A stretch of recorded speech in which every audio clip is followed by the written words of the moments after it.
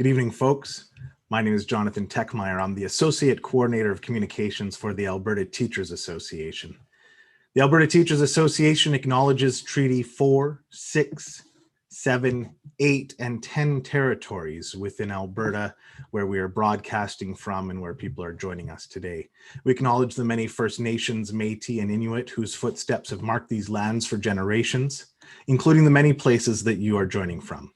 We are grateful for the traditional knowledge keepers and elders who are still with us today and those who have gone before us. We recognize the land as an act of reconciliation and gratitude to those whose territory we reside on or are visiting. Thank you very much for your time this evening and for joining us, folks. We are here to talk about curriculum development, and the draft K-6 curriculum that was recently released by Alberta's government. We wanted to provide an opportunity to talk to some of our supporters about the curriculum process, how we got to this point, what some of the theory is behind curriculum development, and to provide you with an opportunity to ask some of our experts questions about curriculum and curriculum development, to engage in a conversation on this important issue, which is becoming a very large and considerable issue here in Alberta for public education. So again, thank you very much for your time. I'll introduce our guests here in a second, but I want to tell you a little bit about the process. We're going to hear from these guests. Each are going to give us 3 to 5 minutes of an opening statement, and then we're going to bring in your questions. So if you have a question for any of our guests, please use the Q&A function, which you can see as a tab or as a button towards the bottom of your screen. Click the Q&A and type in a little bit of your question there. We want to then bring people in to the call live so they can ask the question directly. But we want to be able to get your question down into the Q&A so that we can figure out the right order to put them in order to get a nice variety of questions. So we'll choose the questions in order to make sure that we're exploring a variety of topics. And when you're invited to ask a question, you'll be asked to unmute so you can ask your question live on the air as part of this event. Please, I ask that you be direct and short so that we can get to as many questions as possible. We're hoping for about 15 to 20 minutes of introduction, and then that will leave us 45 minutes for Q&A and conversation afterwards. So let me introduce some of the people that we're talking with today, and I'm going to start with Jason Schilling. Jason Schilling is president of the Alberta Teachers Association. He was elected in 2019. He served prior as a vice president and a district representative and a local president for the ATA. He's a high school English and drama teacher, most recently teaching at Kate Andrews High School in Coaldale. He's got a Bachelor of Fine Arts and a Bachelor of Education from the University of Lethbridge and a Master's of Education from the University of Alberta. Jason Schilling, welcome and thank you for joining us tonight. Thanks for having me, Jonathan. Appreciate the time. Brandi Rye is the president of the Alberta School Councils Association. She was elected in 2020, and she's served prior as vice president and on the board of directors there.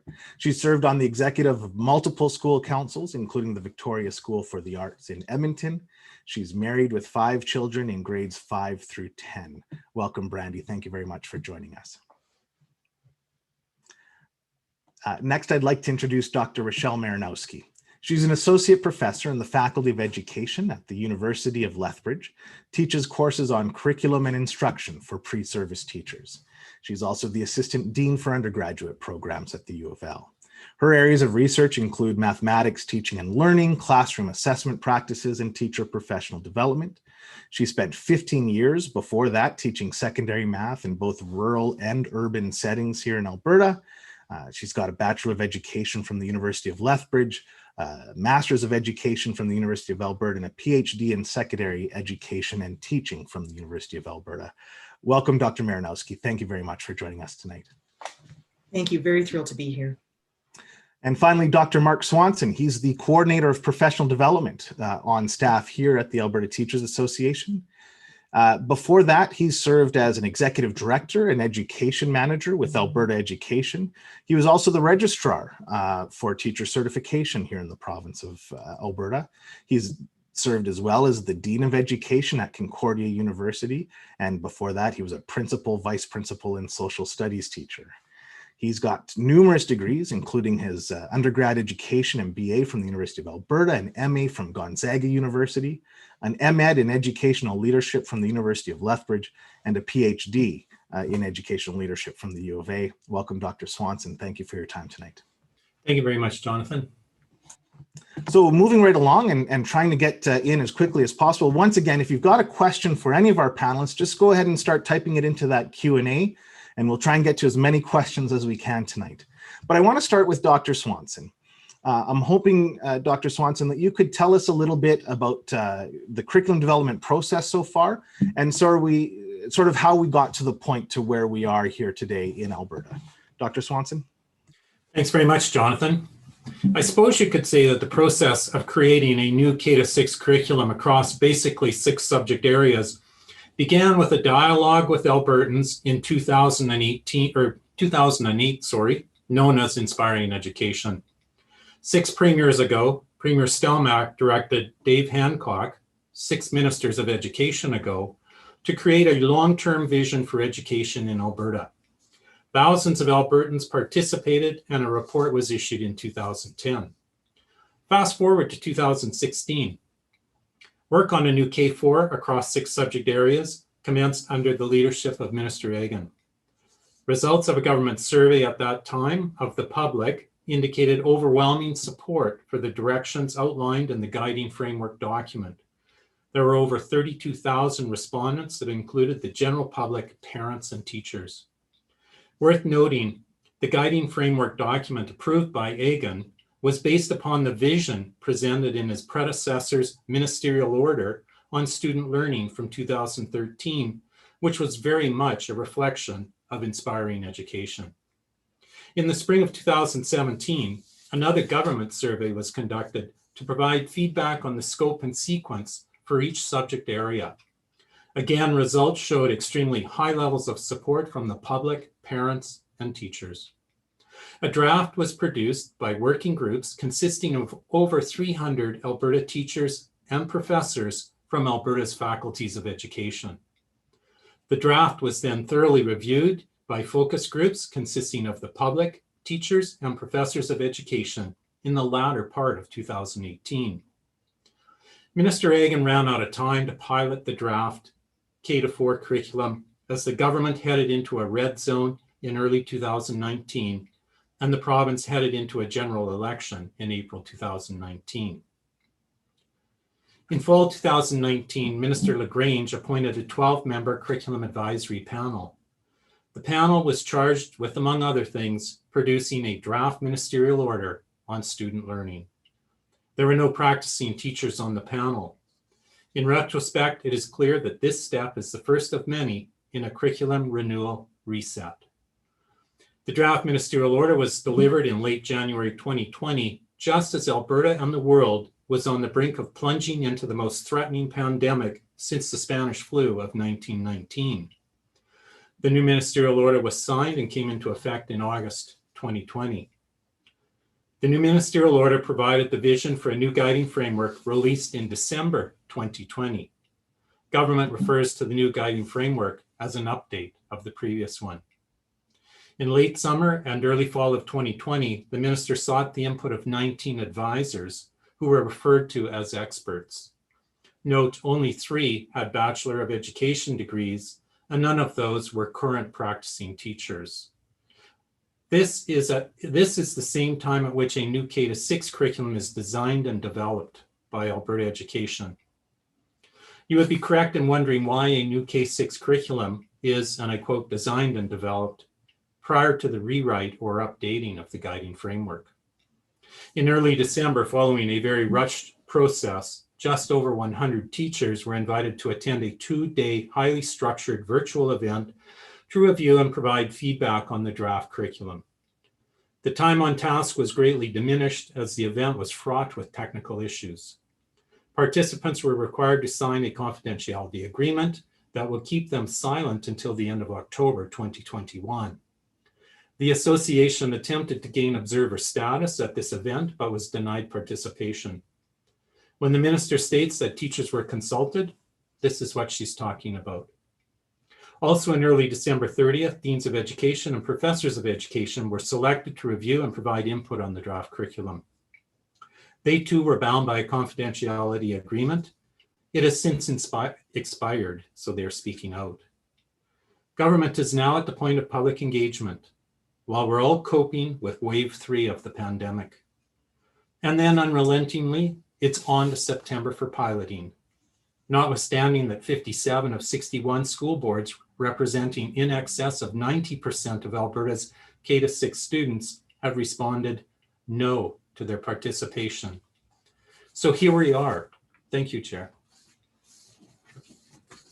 Thank you very much for that important base information to get us started here, Dr. Swanson. I'm going to go to Dr. Marynowski next, and I'm hoping that Dr. Marynowski, you could tell us a little bit about some of the theory about curriculum development and what good processes should look like, or what good curriculum should look like. Thank you very much, Jonathan. What is interesting to hear Mark speak is I've been a part of this process since 2008. So I was a part of the group that toured Alberta to get people's feedback and the vision of curriculum that we had for an educated Albertan.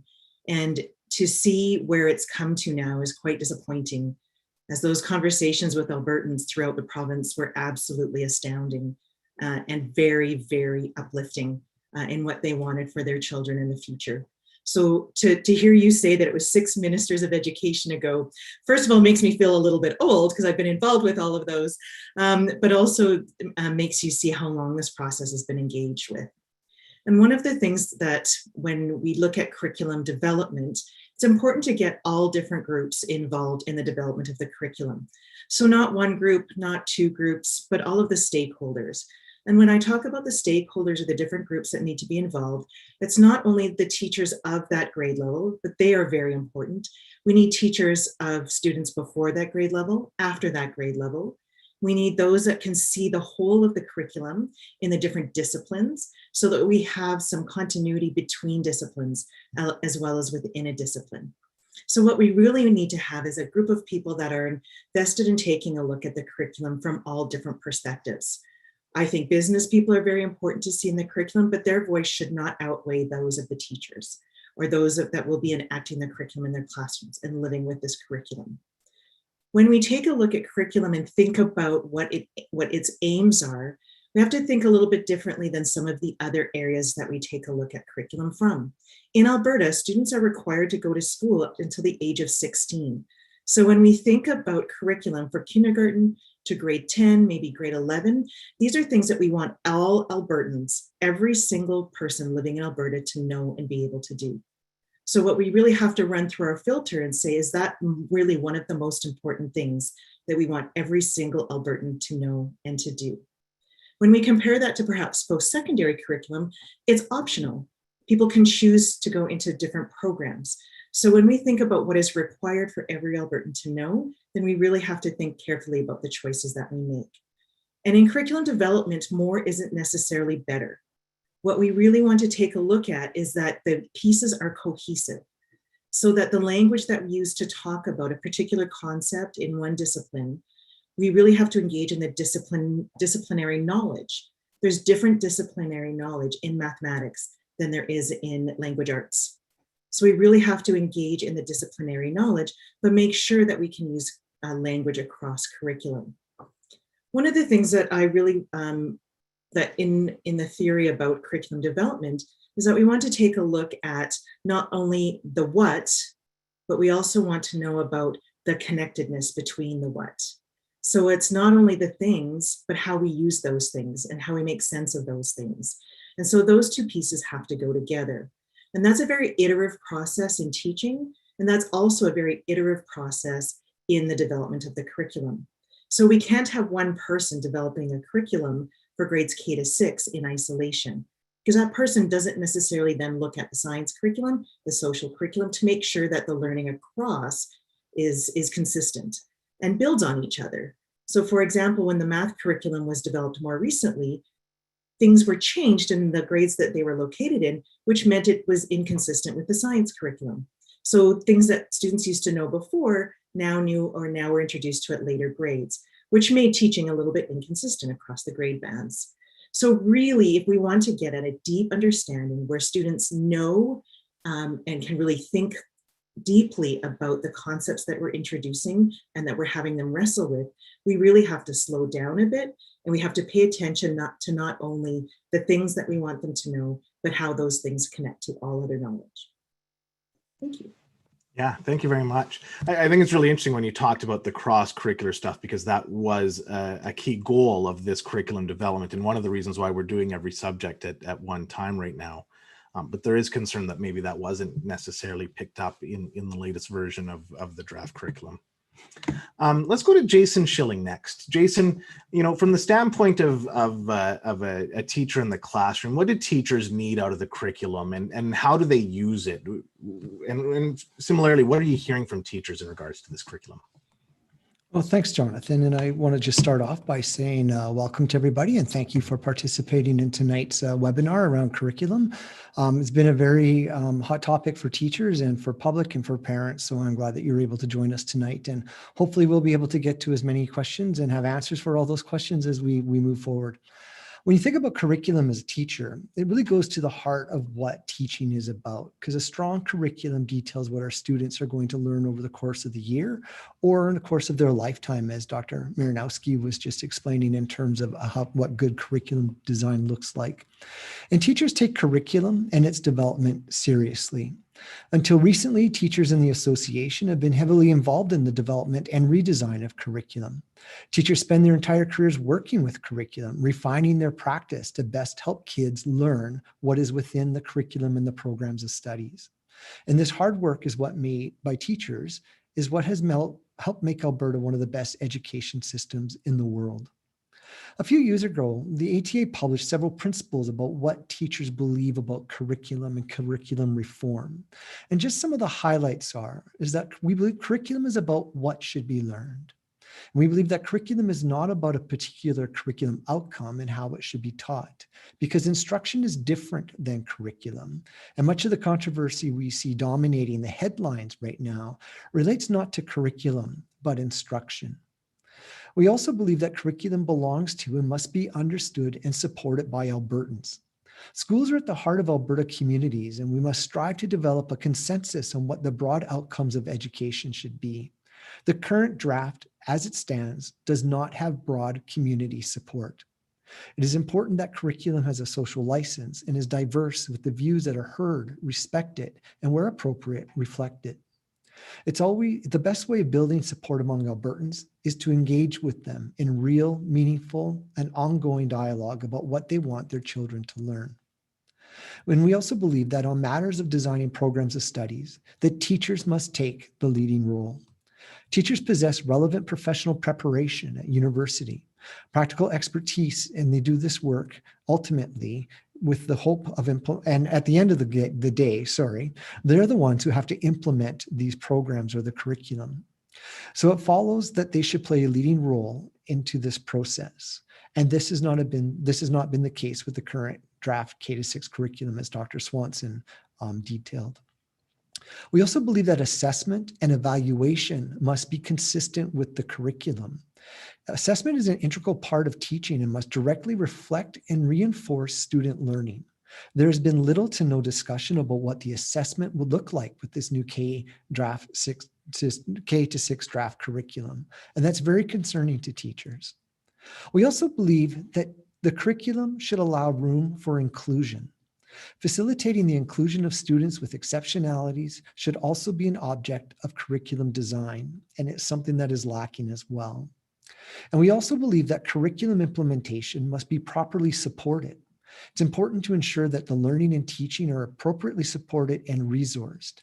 A new curriculum must be implemented in a way that ensures teachers and schools have access to suitable learning resources, adequate preparation time, and professional development opportunities to support new approaches. The ATA asked its members what their impressions of the new curriculum were. Preliminary survey results show that 91% of teachers and school administrators were unhappy with the draft curriculum, with 3 in 4 respondents saying they were very unhappy. The survey also showed that 90% of of elementary school teachers feel uncomfortable about teaching the new K-6 draft curriculum. And I think really important, 95% of principals feel uncomfortable about supporting the curriculum in their school and community. Some specific key concerns is that the draft curriculum is not age appropriate in terms of its content or how it's logically sequenced from grade to grade. 86% disagree that the draft curriculum is developmentally appropriate with high academic standards. And 81% disagree that the draft curriculum is inclusive of opportunities for all students to reach their personal best. Given these extensive concerns about the content and process identified by many, Provincial Executive Council, which I'm a member of, and these are the teacher leaders of the profession, at their April meeting passed several unanimous motions asking for a stop of the implementation of the draft K-6 curriculum, as they felt the new curriculum is damaging to the learning of Alberta students. Also, they felt this curriculum fails to meet the criteria set out in the government's own guide for our framing guide work for design and development. Teachers who believe that this curriculum is unsound and potentially damaging to student learning have the professional responsibility and moral right to refuse in participating in its voluntary piloting. But as teachers, we're also seeking a solution to the problem that we're facing today. That's why the ATA is calling for an independent, full, and open review for a rewrite to occur.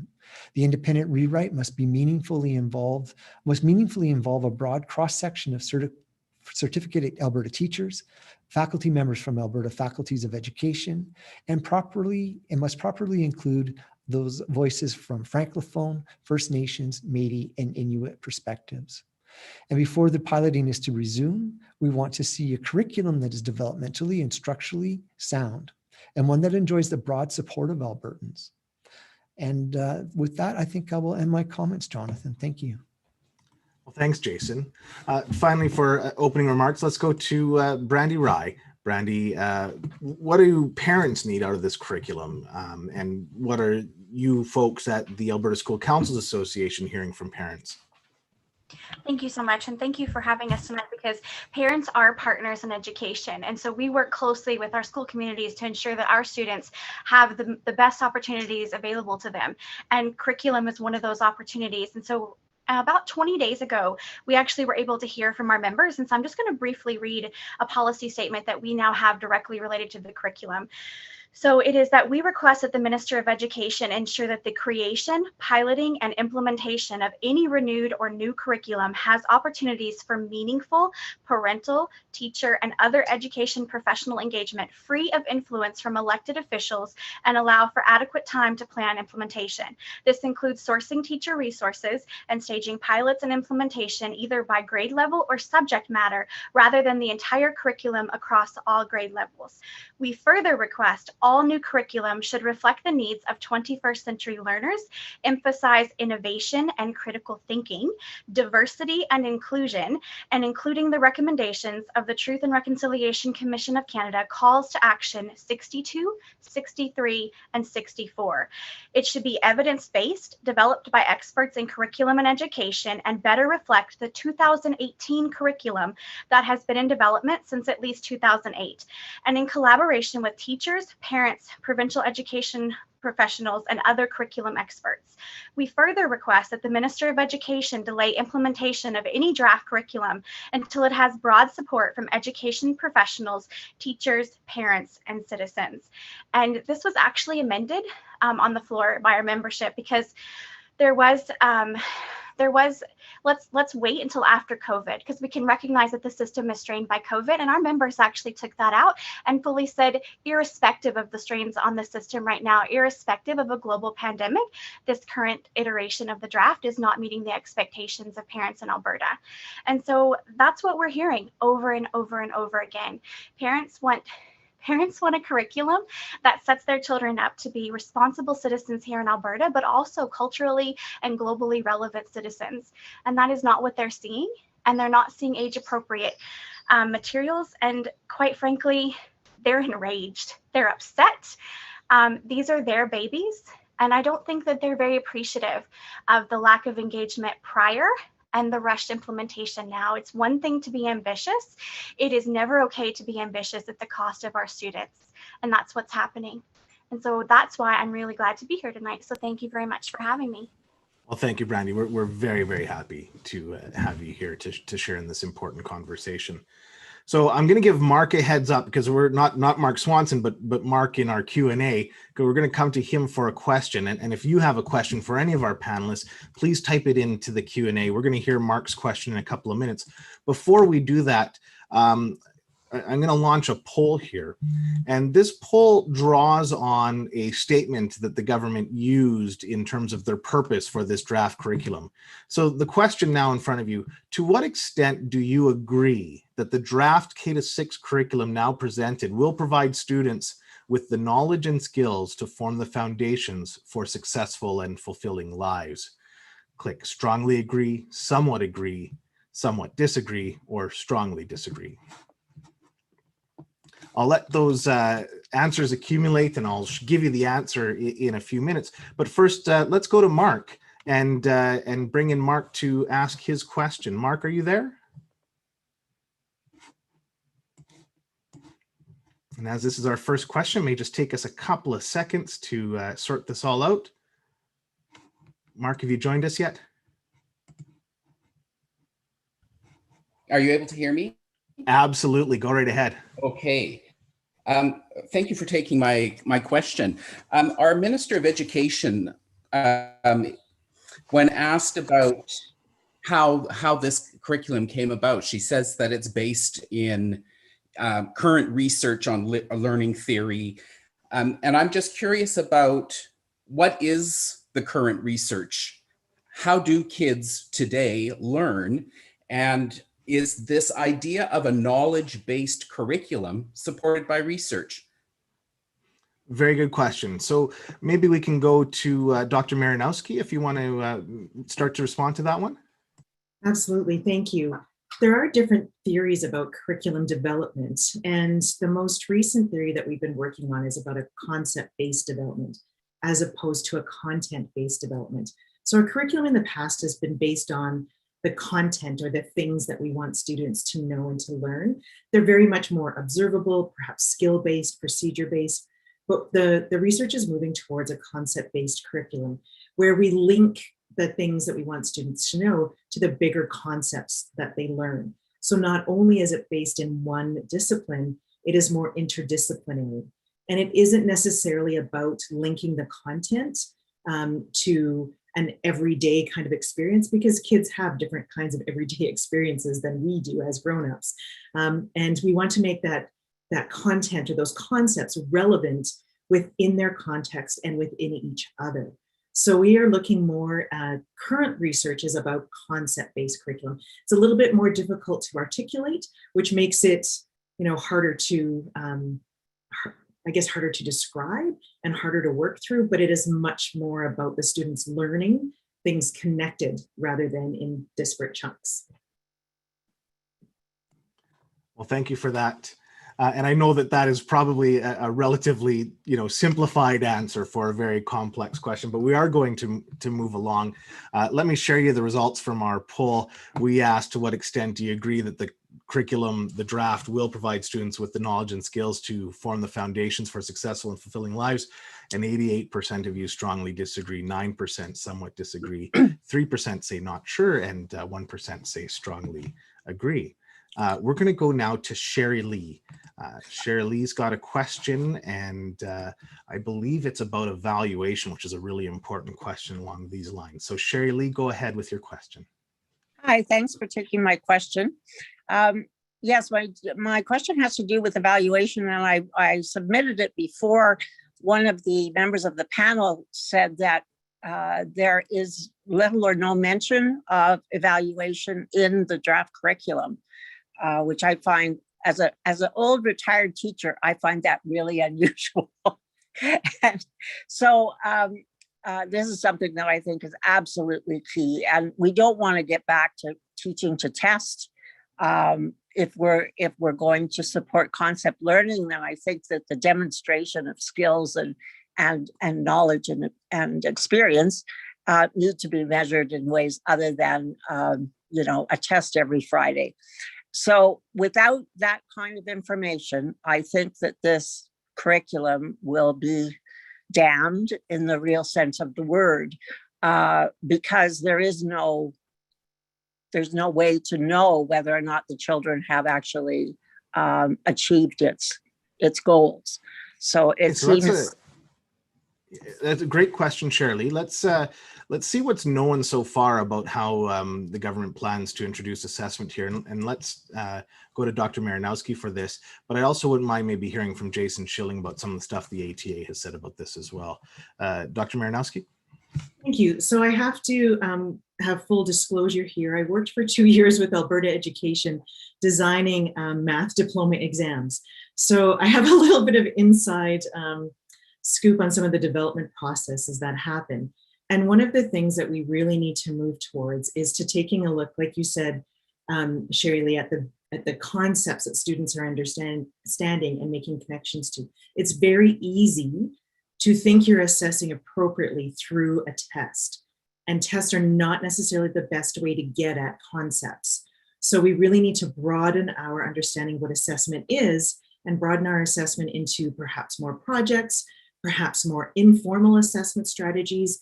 Teachers in the moment can often tell what a student knows and can do without there having to be some formal assessment tool or instrument to collect the data. So I think we need to move to honoring the teacher knowledge of the student in the classroom and what they know about what a student knows and can do from their everyday connections with the students. So Jason, I know that you've asked government officials a bit about what the assessment strategy is. What have you heard, and what would the ATA like to see? Well, and thanks for the question, Shirley and Richelle, for the information prior to, because you answered part of the question for me, so that was great. In my conversations with government around assessment, it was still a conversation that needed to happen, and there was no real concrete answers or explanation as to what assessment or evaluation of this draft curriculum would look like. And I agree with Shirley. I've been teaching for over 20 years. It makes no sense to me to bring in a new curriculum without having that conversation around assessment. And the association has policy around assessment. We have opposition to a lot of standardized testing within our system. It is not necessarily, a small test at one moment of a day at the end of the year that is pretty narrow in terms of its reach. When you look at curriculum, it's not a great way to get a snapshot of what a student learns or has learned through the course of a year. There are lots of other great ways to assess and evaluate students that often include students in that process. Testing doesn't always necessarily do that. I know when I've worked with students in the past, we sit down, we work together on their learning and what their strengths are, where their weaknesses are, and how do we improve on that moving forward. My worry with this curriculum, because it is so content heavy and has a lot of rote memorization in it, that it will lead to further standardized testing as a mechanism to see if this curriculum is doing the goals of what government would want to set it out to be. And that's just not the way that as a teacher, I want to see my students learn in the classroom and have that hanging over their head. And it's something that we still need to have a very extensive conversation about. Thanks, Jason, and thanks for the question, Sherry Lee. We're going to go to Heather B now. Heather's got a question that relates to school councils. So I'm sure Brandi will be ready for the question when it comes. Heather B, why don't you go ahead with your question? Hi, thank you very much for having me. My school council was reluctant to formally denounce this curriculum when it was released. What types of steps can we take to encourage school councils to be engaged and provide their feedback to the government? Thank you for that. And I think that sometimes it's hard for school councils to engage their entire school community. It is those handful of parents who are coming to the meeting regularly. And so I think that something as simple as, a survey out to your school council community so that they can answer questions and you can collect that data. I think that it's important to work with your admin and the teachers in your school. Additionally, you could reach out to trustees and talk about this. You could reach out to the local ATA and see if they'd be willing willing to meet with, school councils to say, this is where there are some shiny good bits, and this is where there is absolutely nothing of merit that your child should be exposed to. And so, because it's important that parents work in partnership with teachers and other experts, because I personally am not an expert in curriculum. I am an expert in my child. And so in working closely with other education partners, independently and through my school council, then I think that we can have a broader understanding as parents as to what this curriculum means for our children, and how we can influence change around it.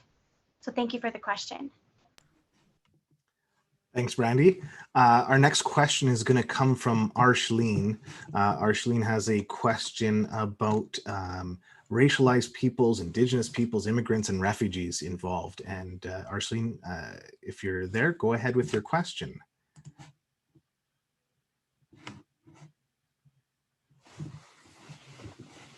So we may be having trouble getting Arshleen into the call, so I will read out the question then. So were any racialized peoples, Indigenous peoples, immigrants, or refugees consulted or on the panel when the curriculum was developed? And I don't know, Mark, if Dr. Swanson, would you be able to speak to this question? Yes, I can, Jonathan. Thank you very much. On the Alberta Education website, it talks about, I'm just scrambling here to find it, but it does talk about in step 5, the drafting and review between August 2020 and February 2021. Advisors with subject matter expertise and Indigenous elders provided advice on curriculum as drafted. And we do know that, when we think about the process that was used with that just over 100 teachers and the process that was used with the professors and the deans of education, we know that those consultations were very, very rushed. With the teachers, it was supposed to be a 2-day consultation. There were all kinds of technical difficulties and ended up being more like a day and a half. So, I mean, I'm only speculating here, but I would suggest probably that a lot of time was not given either to the Indigenous elders around that consultation. So, and I know there has been surprise that has been expressed. And I know one of our executive staff officers at the association, Melissa Purcell, who is self-identified Indigenous, is certainly quite surprised at what little Indigenous content there is in the draft curriculum compared to the promise that was made. So let me just leave it with that. Thank you, Jonathan. Yeah, and of course we've seen the Assembly of Treaty 6 Nations put out a statement against it. The Métis Nation of Alberta has put out a statement, and a number of independent nations in Treaty 7 have also made statements about this curriculum as well, haven't they? That's correct. Yes, good point. Thank you.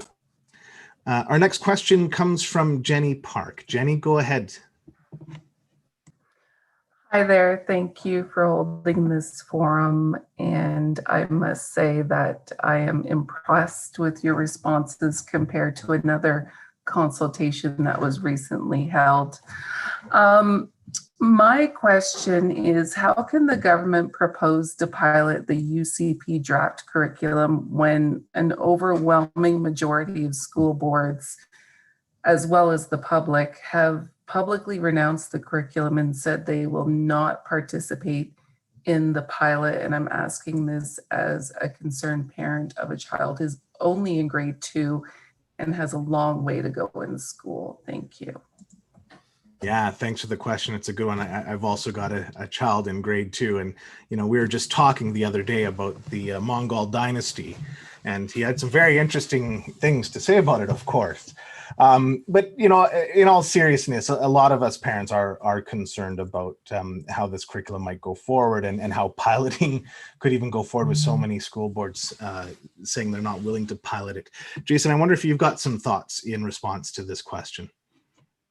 Well, thank you, Jonathan, and thank you, Jenny, for the question. And one of the things that we've been talking about within, I guess I've been talking about within Median, and even with the letter that we drafted as an association to the minister, was that we can't move forward with this when you have such an overwhelming opposition to it, when you have 57 school boards saying that they do not want to be involved in the piloting, when you have parents, when you have Indigenous groups, Francophone communities, other groups saying that we do not support this, we do not want to see this.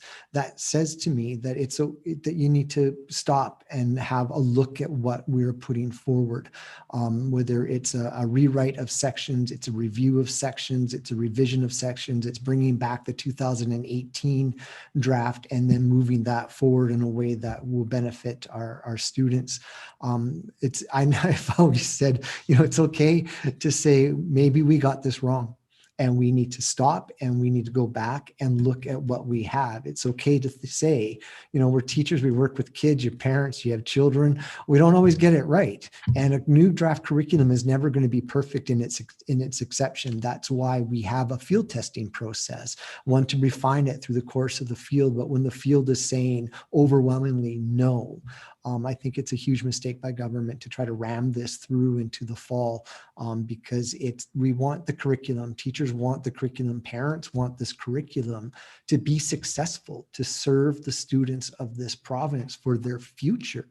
It's important to us. It matters to us. And we want to make sure that we have it right. And if we have to step back, I think Brandi made a really good point earlier too as well. We're still dealing with COVID and a pandemic, and we'll be dealing with a lot of post-pandemic or still in the pandemic in the fall. It's okay to say, not now, let's step back. Let's engage the people that we need to engage in this and get it right for the sake of our children and for their learning. And I'm hoping that the government will listen to the tens of thousands of Albertans who are saying, slow down. Thanks, Jason, and thanks for the question. Let's go to Margaret next. Margaret, go ahead with your question. Well, you're going to be surprised because her husband's answering the question. I think we'll take your question anyway. Why don't you go ahead? She signed up and talked me into coming on. Just to give you a quick background, I have some background in curriculum development as well. After retiring from teaching, I wrote the review social studies program for Alberta Distance Education and Social Studies for grades 7, 8, and 9. I also served on 2 curriculum committees, one for phys ed, health, and education about a century ago. And the other one was for social studies for junior high for the Saskatchewan province. And I've also written a book on history as part of the Canada 150, Canada Turns 150. I wrote the first series called Canada Becomes a Federation. So I have a little background about social studies and also curriculum development. And what really concerned me is the fact that I can't find who wrote this curriculum. Now, in my experience, usually we brought a group of teachers together, some professors in the subject area, and then there was a writer hired, and he sat or she sat in amongst the meetings and put to words our thoughts and our ideas and our suggestions, which were based on facts and also on learning styles, so that we're not introducing to grade 2 what should be introduced to grade 6 or 7 student. Anyway, I can't find anywhere where this is in the draft. The other thing It's a very good, sorry, quickly, your other question? Yeah, I'll go to the question. The other thing is I've been calling this the COSH curriculum because it seems that it has come from entirely US-based funding. Right. So the first question is, does anybody know who wrote it? The other question I have that my daughter and my wife want me to ask is there anything, my daughter teaches in a Métis school in northern Alberta, and she teaches kindergarten to grade 2, and most of her students are special needs. And she can't find anything in this new curriculum that would address their needs. Right. So I guess I have 2 questions. Who the heck wrote this? And the second one is, have you seen anything where special needs programs have been delineated so that teachers can have something to help? The latter part was a little bit of stuff that Jason talked to earlier, that there does seem to be a lack of respect for inclusion. Let's go to Mark Swanson on the first part of the question. Who are the authors? What do we know about them?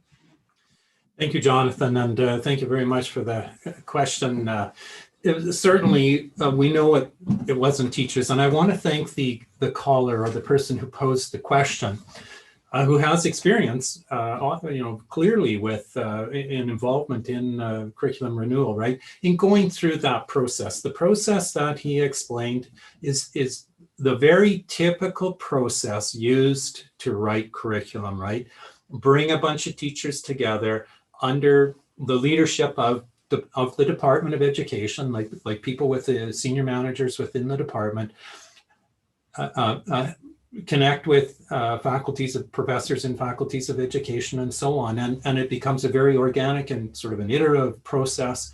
And what comes out the other end is really solid curriculum. And then you have groups of stakeholders review that curriculum and give their input and so on. And you end up with a really good product. Well, we know one thing for sure: teachers weren't invited to participate in the process of writing the curriculum.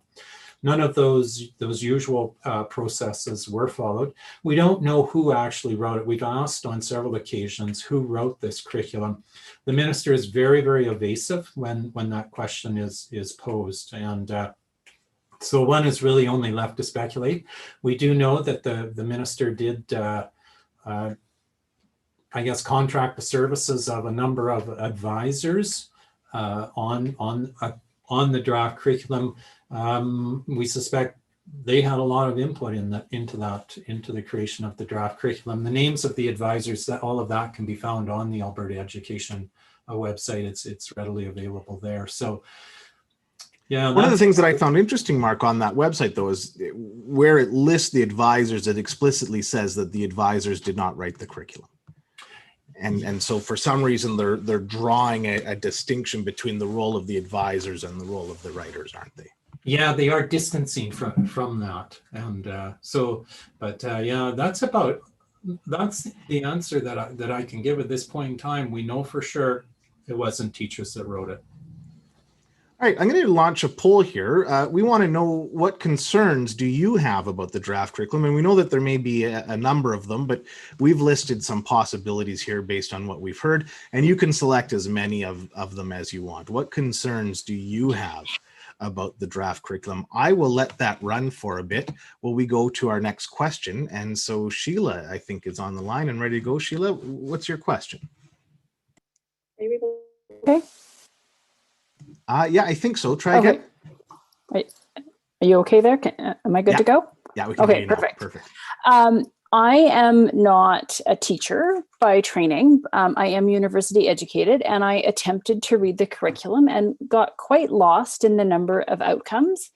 Jonathan, you mentioned the Mongol dynasty. So if you could give me the Coles Note version of that, or any part of the grade 2 social studies curriculum, I would really appreciate it, because I was really lost.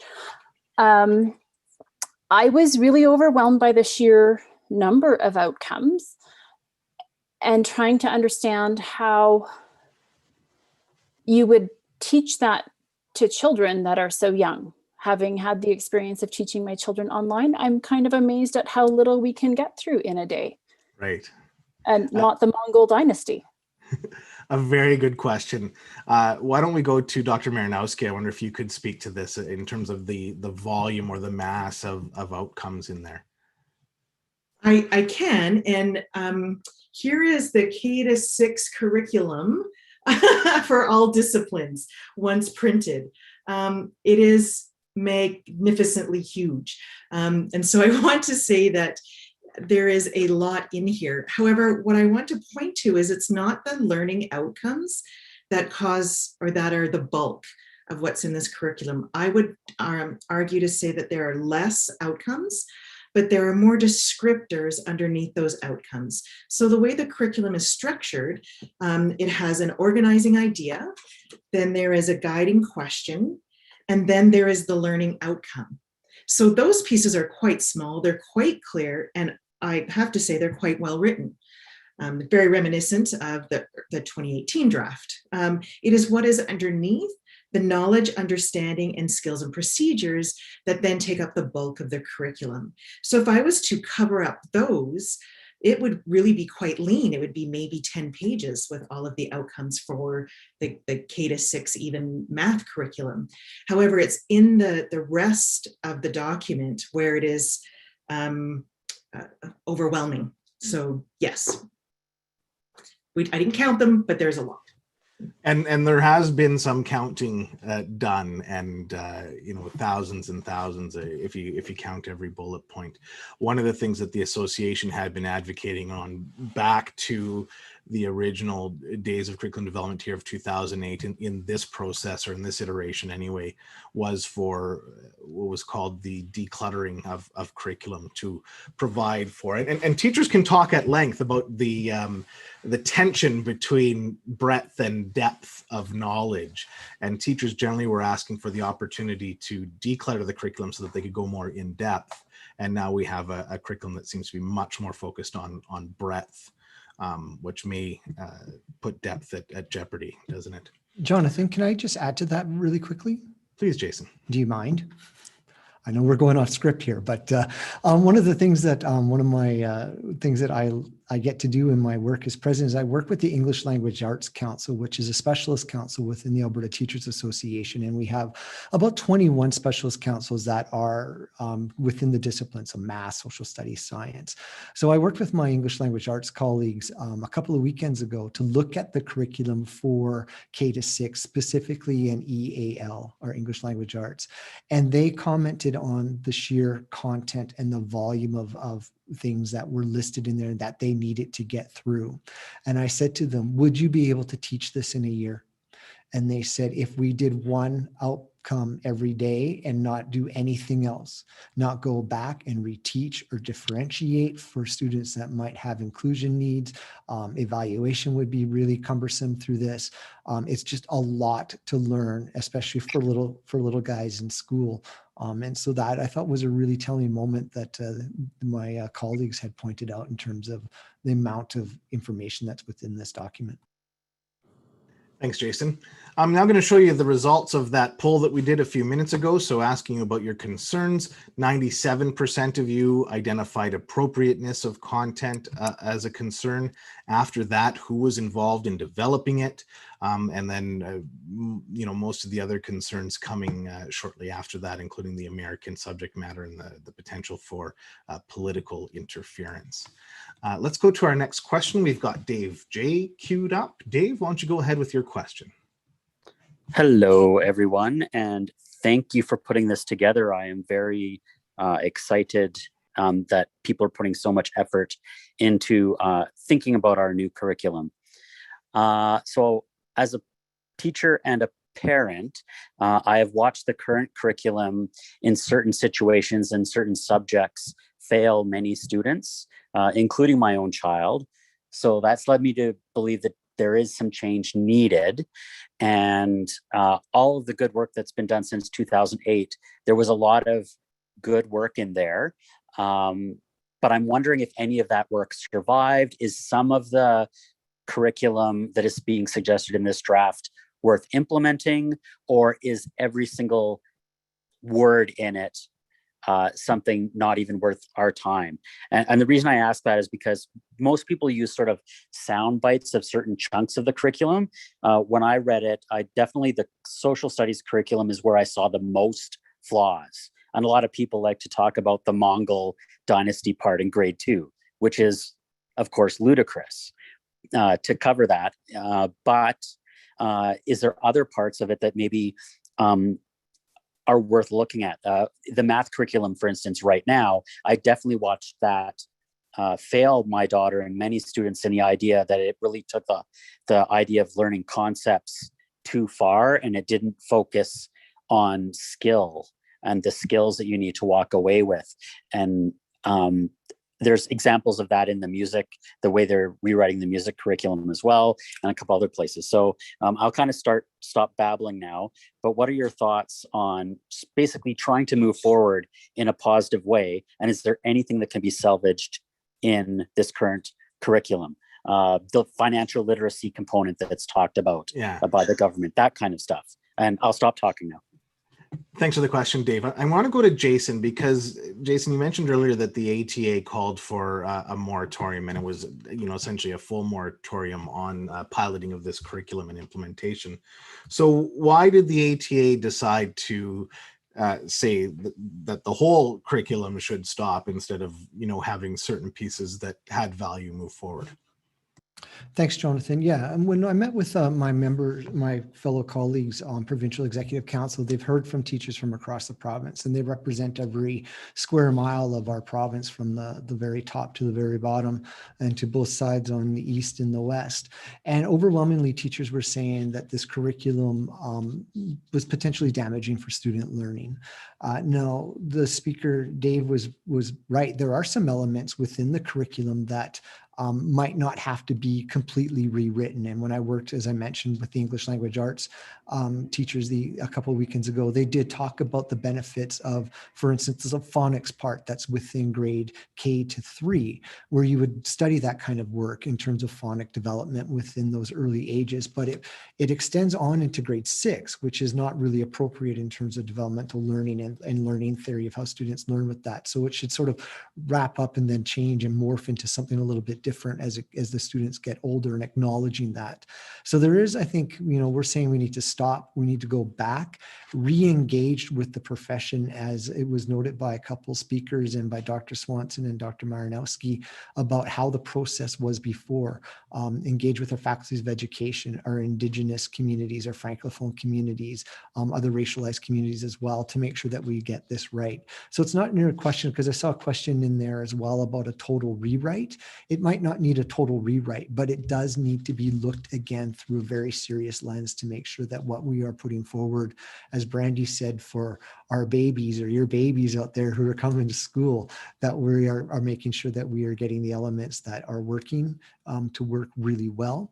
And as I said before, nothing is perfect. And so we will know, even as we move forward with the previous draft that we had in its field testing potential, that there were elements that still needed to be refined as it went through. But as it's sitting now, council could not support this, because that's what teachers were saying. Thanks, Jason. Our next question is going to come from Karen, and Karen's asking about some of the stuff that the minister is saying. Karen Herring, about some of the results and some of the reasoning behind it. So Karen, why don't you go ahead with your question? Okay, thank you. Can you hear me? I Okay. don't have the question in front of me now, sorry. But I've been reading in the last couple of days, a lot of people, including that article by the professor from U of A in the journal this last week. They've been talking about how 30% of students are reading below the proper level or whatever. And yet, on the other hand, people are talking about, in the international standards, they're up in the 3rd or 4th top around the world. And I just wondered, what are these contradictions and what's the truth? What actually, where are students at? That's a very good question, and there definitely is sort of different messages being sent out on this one. I'm sort of looking at the panelists. Does anybody want to take a run at this one? Richelle? Sure, thanks. That is a great question. Really, when we take a look at different measures, so the different instruments are measuring different things. When we take a look, so when we talk assessment, so let's say we're talking about PISA assessments are not directly correlated to the Alberta curriculum. So we have to be careful to take those results and keep that in mind. What we also need to take into consideration is that we do have a lot more students now that are not English as their first language, or not English as a language even spoken at home. So we have to make sure that we are accounting for those differences. One of the things that we don't do in Canada is collect data on nationality of students other than First Nations or Francophone. So we can't go back to the numbers from provincial exams, even to say, what population of students, is it a particular group of students that we're not servicing very well? So can we find ways to support those students better? If we just know that they are students in Alberta, and if they're Francophone or First Nations, we can identify them, but any other nationalities or any other challenges, we can't. We just don't collect that data. So it does depend on the instrument and what information is being hidden by the data as well. Thanks, Richelle. Our next question comes from Adrian. Adrian, go ahead with your question, please. Hi, good evening, everybody. Thank you, everybody, for your time, taking such concern over my child's education. I'm just a concerned dad, and my question is around the hope that the current curriculum is halted or rewritten. You know, I think it's all clear to us that there's a problem with it. So what happens, come September this year, if things just keep rolling ahead, and then come September of 2021, like what's the plan there? What's your advice as a parent? Okay, Brandi? So the qualifier just is not needed. So parents are experts in their own children. I just want to say that your concern for your family is duly noted and needed given the circumstances that we find ourselves in related to this draft curriculum. And so I think that, to be very blunt, we're surviving a pandemic, so irrespective of the less than exemplary COVID response that we've had, that's been let's hurry up and wait and see, and I'll tell you more tomorrow, that we've had to live through. Parents also remember being told that this curriculum would provide us, outstanding citizens. And we were told that, our students wouldn't grow up to steal from others, and yet we're presented with a curriculum that has been possibly plagiarized and definitely lifted. And so, in the face of that, I think that we hold steady to any advocacy that we have. So what that looks like locally, talking to our MLAs, what that looks like provincially, writing to the premier and to the education minister. There's an election coming in the fall. We talk to those candidates who are going to be trustees, and we say, what are you talking about when you talk about curriculum, and how are you willing to walk that out when you're there making those decisions? And then I think that we really keep putting the pressure on the MLAs, because we were promised accountable leadership. We were promised transparency, and that's not been happening. And so you don't get to keep your job if you don't live up to those expectations. And I think we'd be very clear as parents that the choices that are made this year and next year when it comes to our children impact what you do in the future politically. And I think that's what we have to do.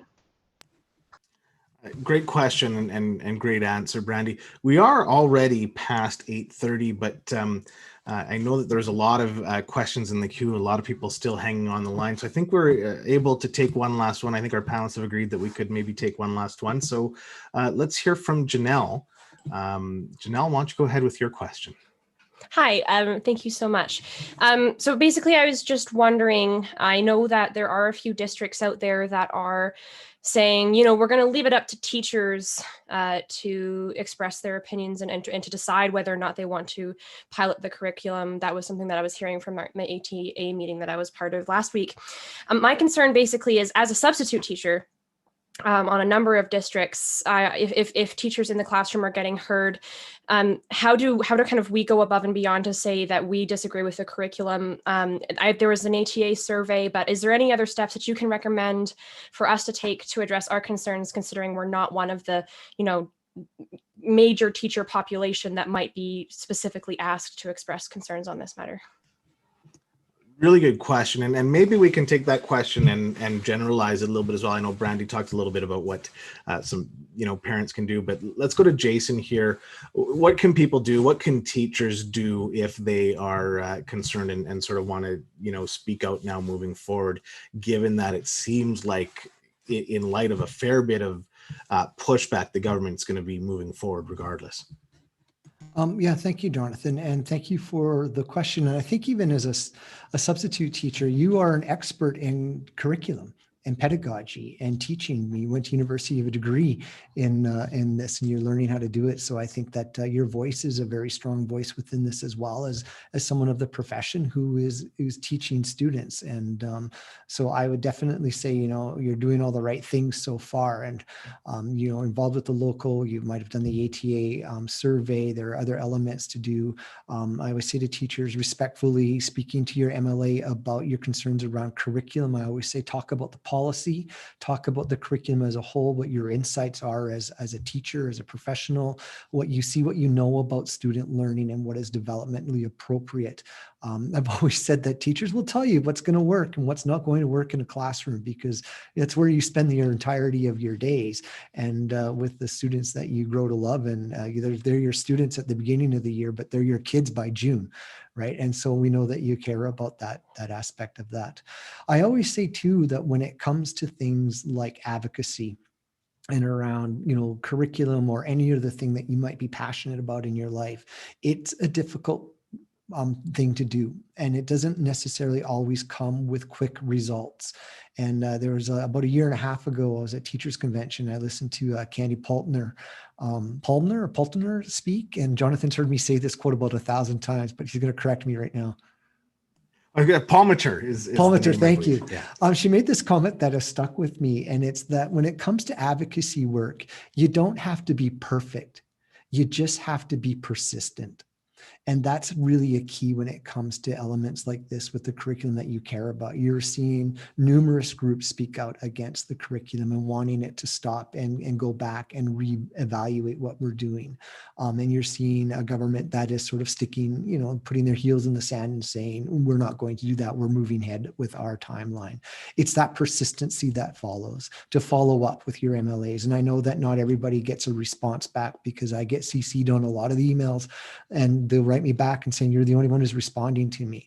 I'm like, keep at it. Keep at it. As Brandi said, your parents or a lot of you have a really strong voice to be in your MLA's office or to phone them and keep persistently moving that, talking to trustees. That's a little bit more difficult for teachers to talk to trustees, but you do have avenues to make sure that you are doing that and to get involved in groups. And it's hard to do that right now with COVID. I mean, we all can't go as a big protest down at the legislature or something like that, but there are ways that we have to just be a little bit more unique about how we do that. Thanks, Jason. There's no way that we could have really gotten into the complexity of this issue in the short hour that we have here, but it's great to start the conversation. And I think, us at the association will look at ways that we can continue that conversation in other ways. But unfortunately, at this point, we're going to have to wrap it up. I want to go around because I know that each of our panelists probably has something that they want to add or close off with. So why don't we go to Dr. Marynowski first for a little bit of a closing comment. Great, thank you, Jonathan. I want to thank everybody for being here today and for showing your commitment to public education in Alberta and to education in Alberta. I think this is a really important time for us, and I really think that coming together like this and speaking back and speaking out, having been involved in the process for a very long time, 6 ministers of education. I think this is the first time I've seen large-scale advocacy for our students with respect to curriculum. So I want to thank everybody and to continue doing what you can to support our students and our future of education in Alberta. Thank you very much, Richelle. Dr. Swanson, some closing comments? Yes, thanks very much, Jonathan. And I want to thank all of the participants this evening who are in the audience as well.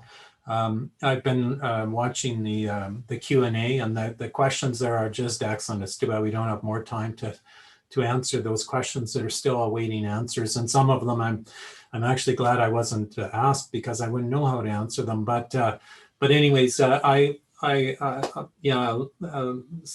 it, much like Richelle mentioned, I encourage people to continue to advocate and to have those conversations with other people that and conversations with people that you work with, and conversation with the neighbor next door over the fence, those kinds of things, and talk about these sorts of issues and continue to advocate for change in the curriculum. Thank you very much. Thanks, Mark. Brandi, some closing comments? Yeah, so I think it's really important that as we have these conversations, we don't other people. And so it's not us versus them. If we are going to do anything, we must go together to do it. And so I think it's really important to recognize that as we have these conversations, there will be differences of opinion, and it's okay to make space for that, but then you move forward in the best interest of children. And when it comes to appealing to the leaders in our province, I think I think it's important that we recognize that they are leaders and they are acting in service, but also they're supposed to be representing us and listening to us. And we can assume that this is their best and that this is what their best looks like right now, but we have to keep coming to those tables for the conversations to say that we need something to be different, because we need something to be different. Our children deserve a future that is not racist, that has inclusion. We deserve more. Albertans deserve more, and certainly my own babies deserve more. And so I will keep going to those tables the same way that many other parents will as well. Oh, thank you so much for that, Brandi. Well put. We'll hear from Jason in a second, but I have some closing comments I want to make. We've been asked in the chat about transcript. I don't know if we've got a plan for the transcript, but the video of this event will be posted to the ATA's YouTube page after the event, youtube.com/Alberta Teachers. I want to say thanks to a number of members of staff that helped out and really put an extra effort to get this off the ground. So thanks to Elisa Corsi, Dan Grassick, Danny Moss, Kate Toogood, Kim Clement, Corey Hare, Jen Jansen, and Mark Milne for all of their work. I want to thank our speakers. So thank you, Brandi Ray, President of the Alberta School Councils Association, Dr. Richelle Marynowski, Associate Professor at the University of Lethbridge, Dr. Mark Swanson, Coordinator of Professional Development at the Alberta Teachers Association.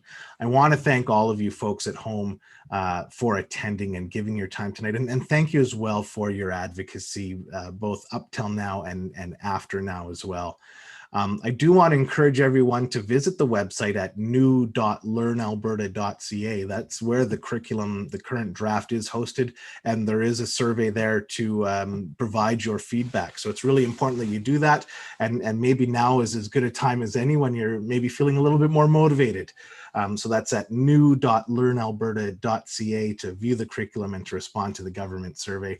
And finally, I'm going to say thank you to ATA President Jason Schilling, and just turn it over to him for the last word. Jason. Well, thanks, Jonathan. And I want to take a moment to thank all of our participants tonight who gave up a Monday night to come in and chat with us about curriculum. And I see all the questions in the Q&A, and I agree with Dr. Swanson. We could be here for hours because we know that this is an important conversation. It matters deeply to teachers, to parents, to the public, to anybody who cares about public education, which is one of the cornerstones of our province. I'm a product of public education in this province. I'm proud of it, and I want to see what the very best for my students and for students across this province. And thank you to Brandi and Richelle and Mark for your expertise tonight, and to you, Jonathan. You thanked everybody for putting this together, but thank you to you as well for coordinating this event tonight. It's much appreciated as well. I always say when I talk to people and to members that we fight for what we value and what we believe in. And I value public education in this province. I value the work that teachers do it day in and day out with their students in their classrooms. I value the contributions that parents bring to the table and the conversations that we have. And I value the work of my colleagues at the post-secondary level and guiding us in theory and information and advice. And because I value all of that, we will continue to advocate and fight for a curriculum that will best serve our students and the future of this province. So thank you again for coming tonight, and we appreciate everything that you've done. So keep it up. Thank you.